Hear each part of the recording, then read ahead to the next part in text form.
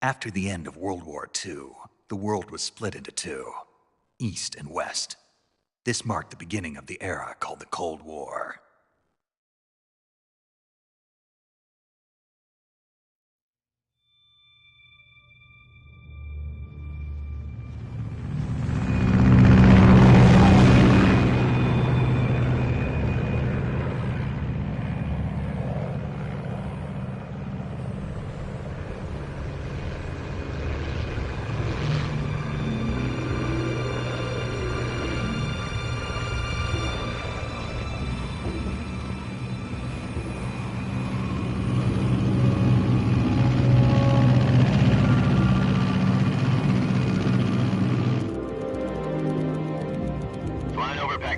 Altitude 30,000 feet. Approaching Soviet airspace. 20 minutes to drop off. Commencing internal depressurization. Equipment check. Arm main parachute. All right. You ready to go? Drop zone still showing a high pressure mass. Cav okay. Good. We've got high visibility.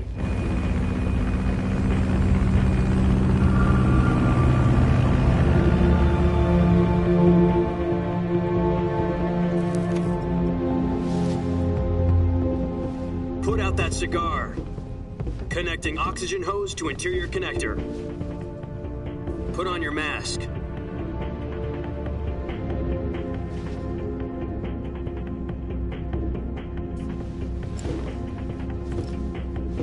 Does this panty waste know what he's doing? Approaching release point.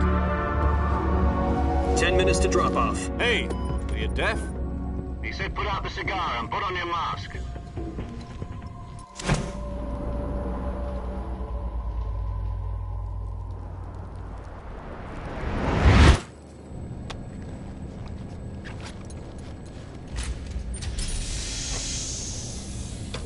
Depressurization complete.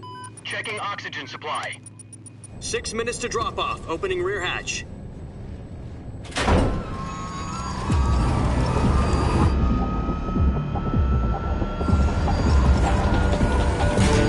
Sunrise.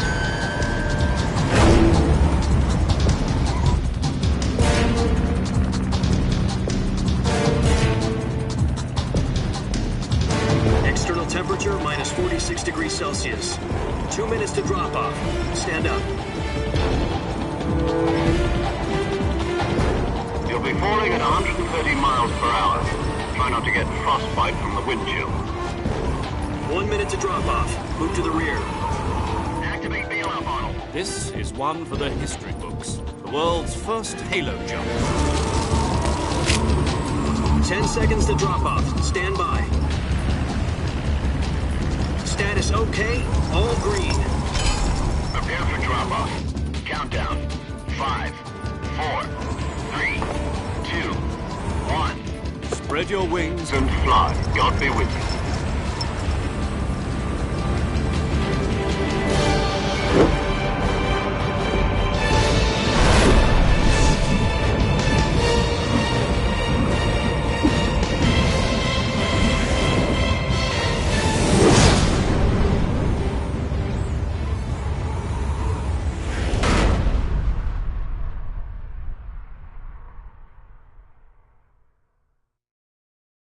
Jack, I've got some important news. The head of the CIA has finally given us the green light for the Virtuous mission. Virtual mission? No, the Virtuous mission. The future of our Fox unit depends on it. If it succeeds, we'll be officially organized into a unit. Virtuous mission? Sounds like some kind of initiation ritual. You know, don't get cocky. This isn't a training op. Right. So what exactly is this wonderful mission? Well, about 2 years ago, a certain Soviet scientist requested asylum in the West through one of our moles. His name is Nikolai Stepanovich Sokolov. He's head of the OKB-754 Design Bureau, one of the Soviets' top-secret weapon research facilities, and the East's foremost expert on weapons development. Sokolov? Isn't he that famous rocket scientist? The very same. On April the 12th, 1961, the Soviets achieved the first manned spaceflight in history. The Earth was blue, but there was no God. Well spoken. The rocket that carried Yuri Gagarin into orbit was the A-1, known as the Vostok rocket. Sokolov is said to be the man most responsible for the multi-engine cluster used in that rocket. After Gagarin's flight, Sokolov left rocket development to become the head of the newly established Design Bureau. From a lowly technician to head of a design bureau, that's quite a success story, so why do you want to defect? It seems he'd become afraid of his own creations. Afraid? Call it a crisis of conscience. And for that, he left his country and his family behind and went over the fence? Not exactly. One of his conditions was that his family was also to be taken safely to the west. We used a mole to get the family out first and succeeded in sneaking Sokolov over the Berlin Wall shortly afterwards. I was the one who conducted the operation. The security on the eastern side was still full of holes back then. Then what? We got Sokolov over in one piece, but the whole ordeal had left him exhausted, and we checked him into a hospital in West Berlin. It took him 2 weeks and more than 600 miles to get from the research facility in the Soviet Union to Berlin. He was in no condition to say anything coherent.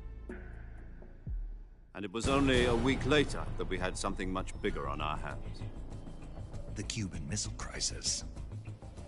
October the 16th, 1962, President Kennedy received word that the Soviets were in the process of deploying intermediate-range ballistic missiles in Cuba.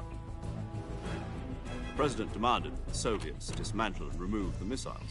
At the same time, he announced a naval blockade to prevent further missile shipments from reaching Cuba. But the Soviets didn't back down, instead placing their armed forces on secondary alert. Soviet transport ships carrying missiles continued on course towards Cuba.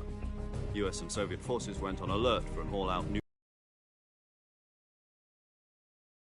Emergency Security Council and unofficial channels to end the hair-trigger standoff. Finally, on October the 28th, the Soviet Union agreed to remove its missiles from Cuba. But in order to get the Soviets to pull their missiles out, we had to make a deal. You mean the one where the US agreed to remove its IRBMs from Turkey? No. The Jupiter IRBMs deployed in Turkey were obsolete, and we were going to get rid of them anyway. They had no strategic value whatsoever to either the US or the Russians. The Turkey deal was a ruse, a cover story that was fed to the other intelligence agencies around the world. So what did the Russians really want? Sokolov.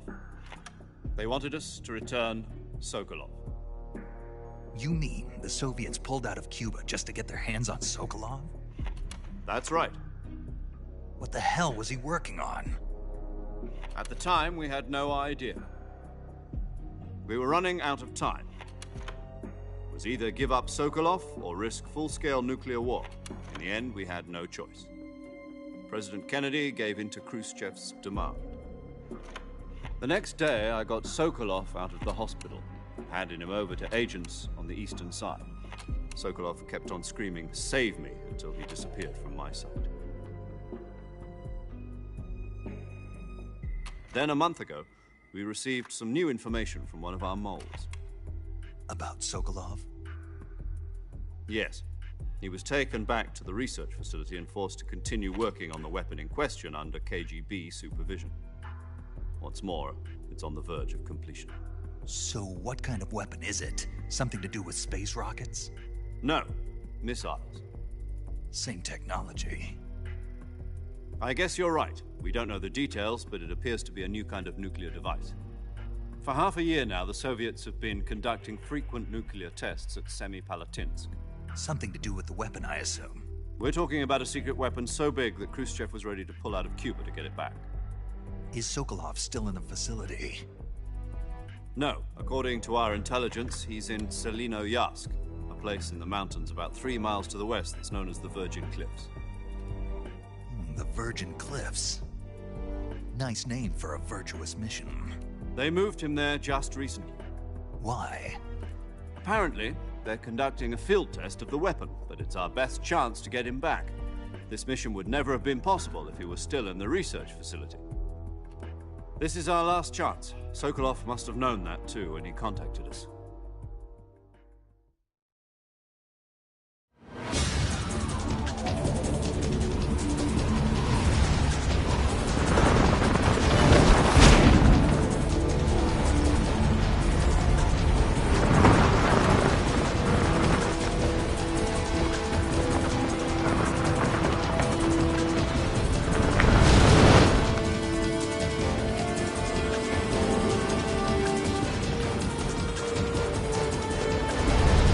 Listen up, Jack. Your mission is to infiltrate Selino Yask in the Soviet mountains, ensure the safety of Sokolov, and bring him back to the West.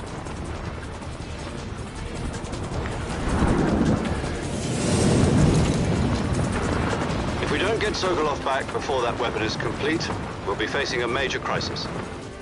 The clock is ticking.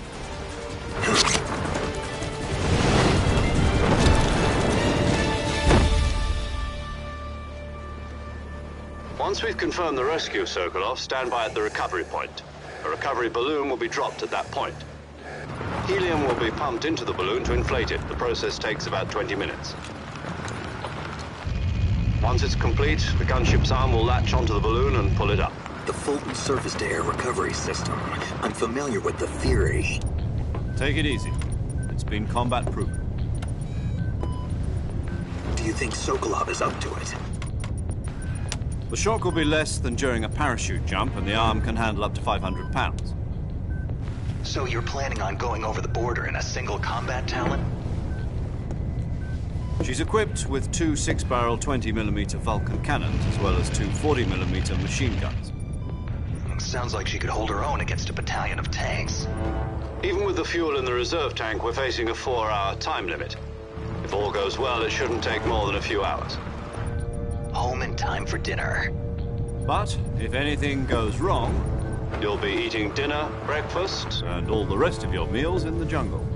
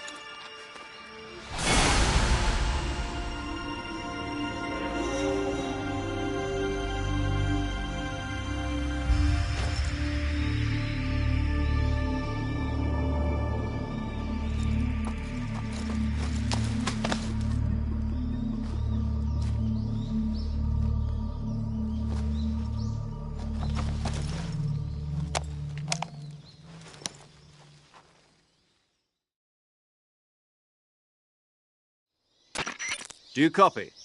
You're already in enemy territory, and somebody might be listening in. From here on out, we'll be using code names to refer to each other. Your code name for this mission will be Naked Snake. I'll be referring to you as Snake from now on. You're not to mention your real name. Snake? Oh, you don't like snakes? What do you mean? You've eaten one before, haven't you? In survival training. I'm glad to hear that. I don't know if I'd ever order one in a restaurant, but... Be careful, you might not have a choice. What about you, Major? What should I call you? Let's see. I'll be Tom. Call me Major Tom. This will be a sneaking mission. You must not be seen by the enemy. You must leave no trace of your presence. Is that clear? This kind of infiltration is the Fox unit's speciality. In other words, weapons and equipment are procured on site. That goes for food as well. You're completely naked, just as your name implies. Great. Now I see why you asked me if I like snakes. I suppose calling me Snake was your idea of a joke, too. No. There's a good reason for that. I'll tell you later when the time is right. Gotcha. Getting back to the subject, how exactly am I supposed to feed myself? You've been issued a knife and a tranquilizer gun. Use them to hunt for food. You'll also find some medical supplies in your backpack. Yeah, about the backpack. I lost it in a tree on the way down. I see. Well, you'd better go back and get it then. You know where it is? No problem. I can see it from here. It's stuck on a branch. and press the action button. I'll be monitoring your progress over the radio.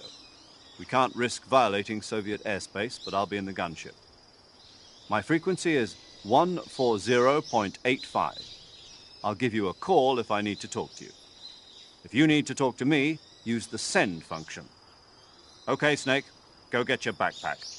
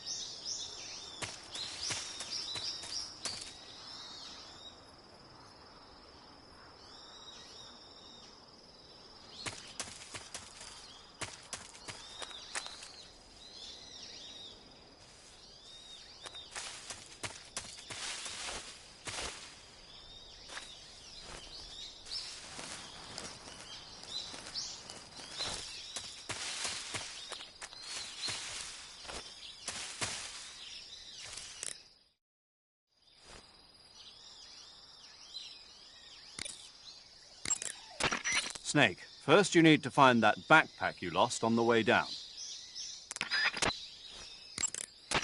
Snake, you said your backpack got caught on a tree branch, right? Yeah, Was there ivy growing on the tree? there was, but Perfect. perfect. Indeed. You can climb any ivy-covered tree by standing in front of the ivy and pressing the action button. Climb the tree and retrieve your backpack. You can climb any ivy-covered tree by standing in front of the ivy and pressing the action button. Climb the tree and retrieve your backpack. You can climb...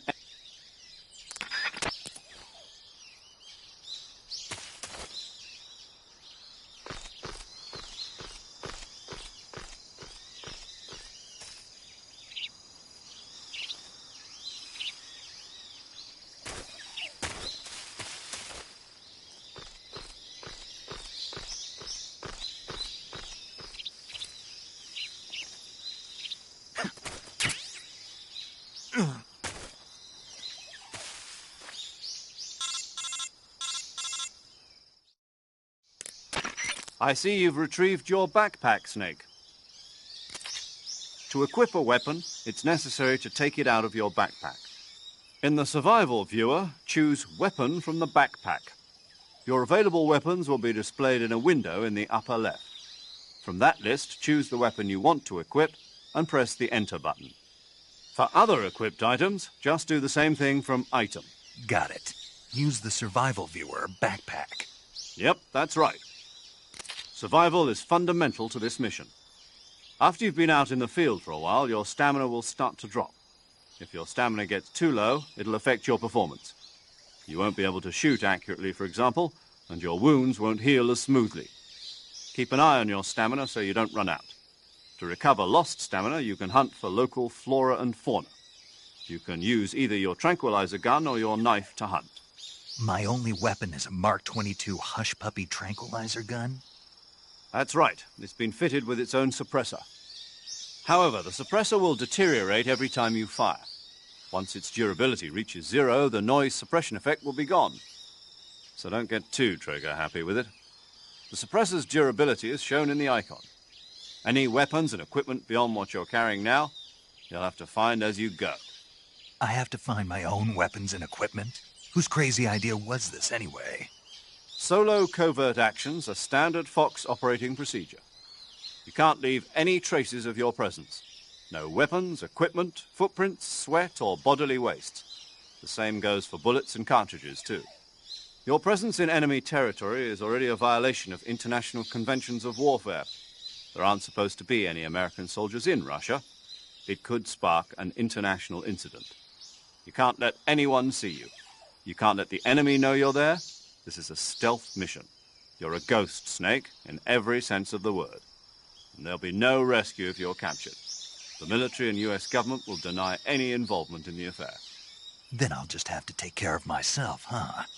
I'm afraid so. You've been given a fake death pill for that purpose.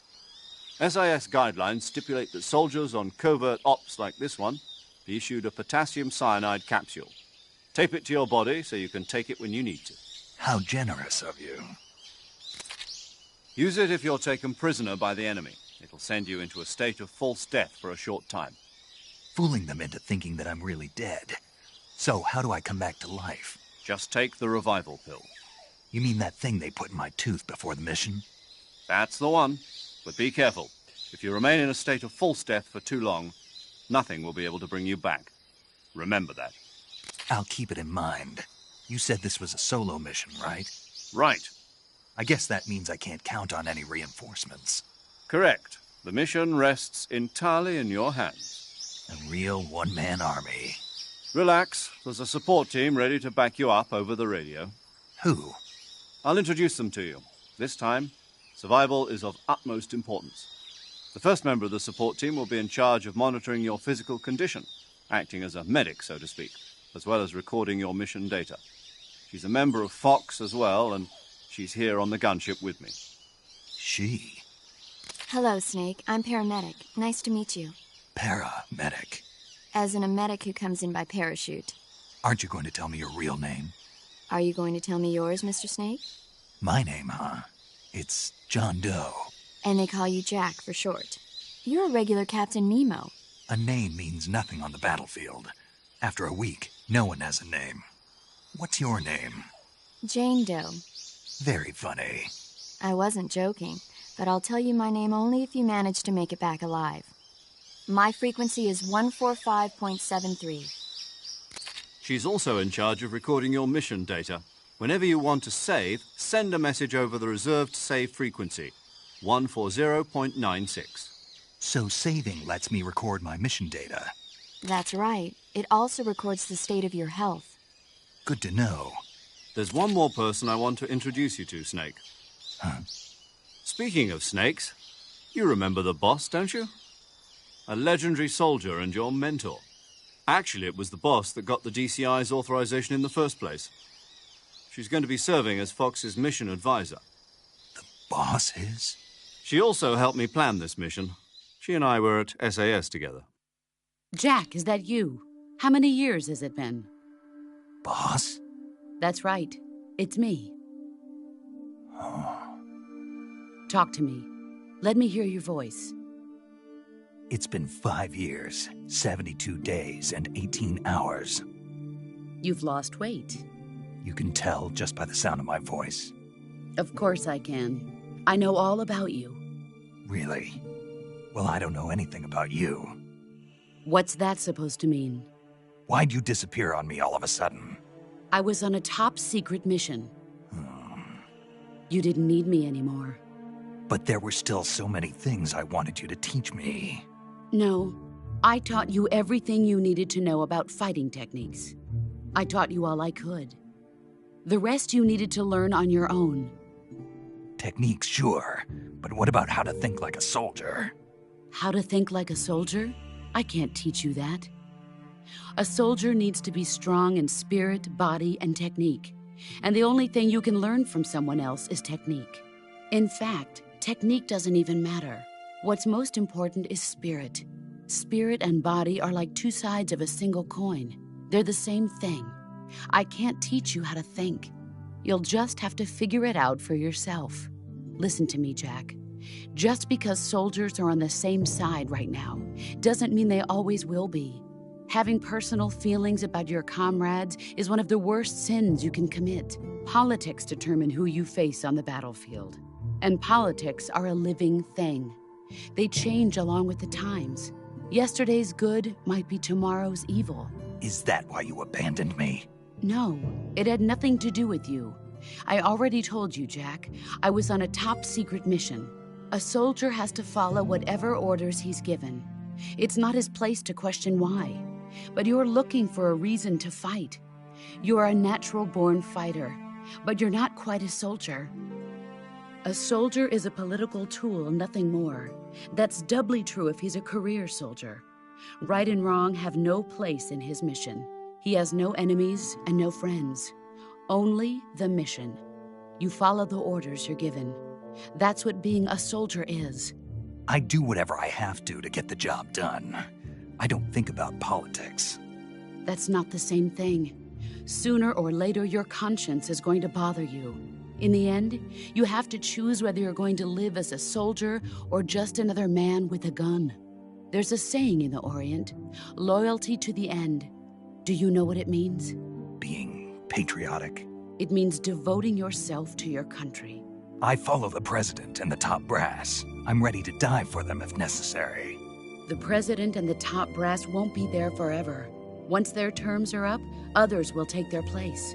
I follow the will of the leader, no matter who's in charge. People aren't the ones who dictate the missions.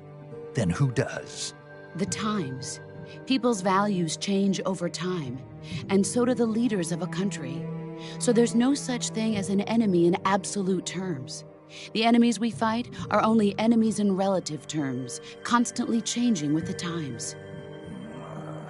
As long as we have loyalty to the end, there's no point in believing in anything, even in those we love. And that's the way a soldier's supposed to think? The only thing we can believe in with absolute certainty is the mission, Jack. All right, but do me a favor. What is it? Call me Snake. Snake. Oh, right. Your codename is Snake. It suits you well. That's right. The legendary unit that the boss put together during World War II was a snake. The Cobra unit, a group of heroes that brought the war to an end and saved the world. As long as you've got a legendary hero backing you up, you'll be fine. Isn't that right, Snake? Yeah, I can't think of anyone else I'd rather have with me. Oh, and one more thing, boss. Yes? It's good to hear your voice again. Same here. After all, who knows if either of us will make it out alive? Snake, you are always best at urban warfare and infiltrating buildings. But this is the jungle. Be key. Those CQC techniques I taught you are sure to come in handy. CQC?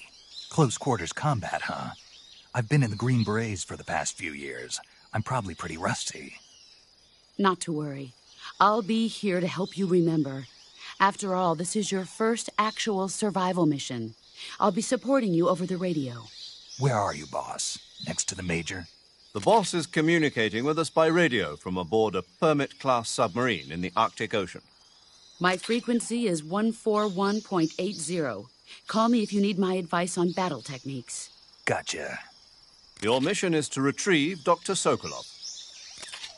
Dr. Sokolov is being held in an abandoned factory located to the north of your current position. Avoid heavy combat and don't let anyone see you.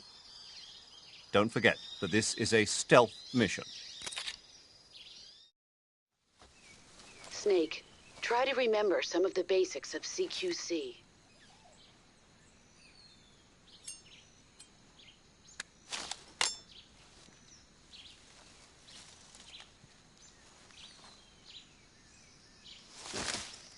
Commencing virtuous mission now.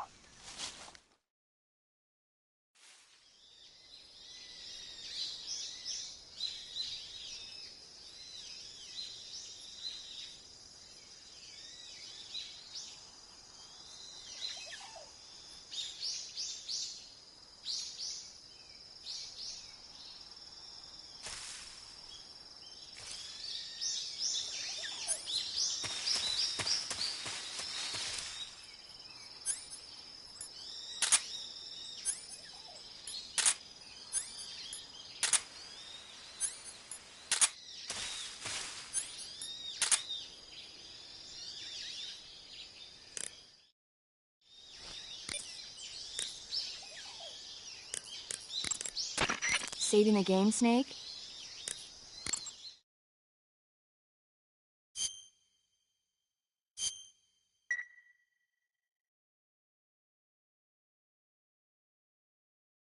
Hey, Snake, you ever heard of Godzilla, King of Monsters?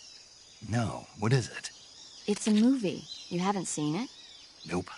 It's about this monster called Godzilla, who grows to an enormous size in a nuclear test and goes on a rampage in Tokyo. Nuclear test, huh? Then the Marshall Islands must be crawling with giant monsters right about now. It's just make-believe. Maybe that's why my pants have been so tight lately. Snake, it's a movie, not a report out of Los Alamos. I know. So then what happened? Godzilla is immune to all weapons, and humanity has no way to stop the monster. Dr. Serizawa develops a new type of weapon, but meanwhile, Godzilla is getting closer and closer to Tokyo, obliterating everything in its path. It was originally a Japanese movie, but they made an American version, too. I recommend seeing the original Japanese one if you ever get the chance. It's mostly mindless fun, but it's also got a serious anti-nuke message as well. Where can I see the original? You'll just have to go to Japan. Really? That's too bad. Well, if you wait 40 years, you might be able to see it in America, too. Why's that? 2004 will be Godzilla's 50th birthday. You think they're still going to be making Godzilla movies then? Of course! Everybody loves Godzilla. You sure know a lot about movies. I don't suppose you're the movie-watching type, are you? Not really. Okay, then I'll tell you everything I know. When the going gets tough, movies can save your life. It's always good to be able to look at things from a different perspective when you get in a jam. That's the magic of movies. No kidding. Well, I guess it might at least make a nice distraction. That's the spirit, Snake. Have a little fun.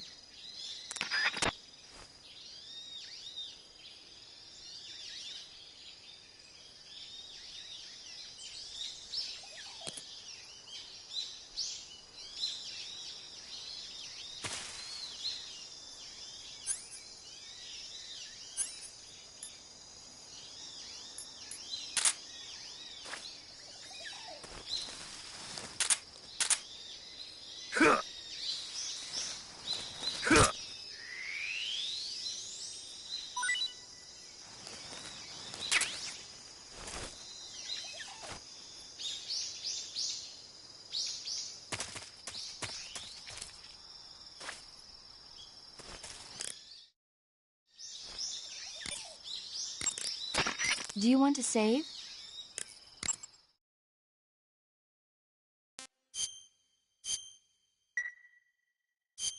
Snake, do you know the creature from the Black Lagoon? Nope, never heard of it. These scientists are investigating a place deep in the Amazon called the Black Lagoon, and they get picked off one after the other by this fishman thing. And there was this scene when the heroine is going for a swim, and the creature sneaks up on her from underwater. Oh, I thought my heart was going to stop. I mean, of course, the 3D effects in It Came from Outer Space were a lot more intense, but... It wouldn't be referring to you coming from outer space, would it? How rude! Why do you say that? Because no one on Earth could be as charming as you. Fine. I'll just get to the point, Snake. Be careful of what's around you when you're in the water. Just imagining you swimming in those jungle rivers makes me think of you being attacked by a fishman. I appreciate the concern. Fishmen aren't the only things that'll attack you in the water. Really be careful out there. Okay. And don't be attacking any pretty girls going for a swim, either. Are you calling me a fishman? You started it.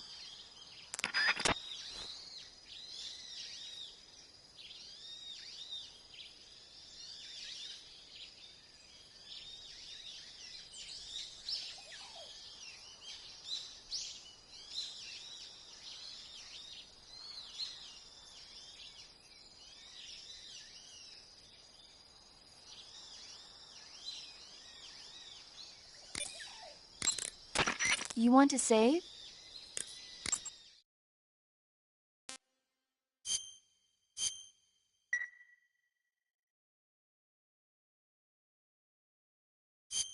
Okay, good luck, Snake. Thanks.